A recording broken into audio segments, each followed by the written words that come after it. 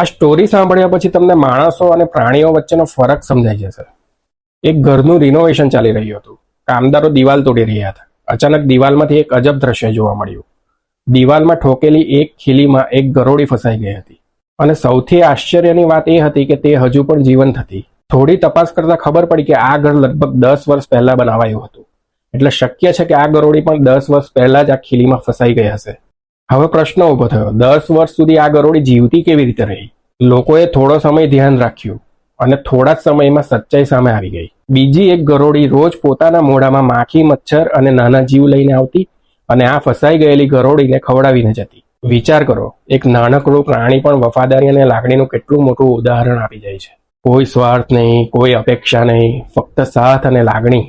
પણ ઘણીવાર માણસોની દુનિયામાં એવું જોવા મળે છે કે જ્યાં સુધી માણસ કમાય છે ત્યાં સુધી તેની કદર થાય છે અને જ્યારે કમાવાનું બંધ થાય કે ઓછું થઈ જાય ત્યારે તેની કિંમત પણ ઓછી થવા લાગે છે.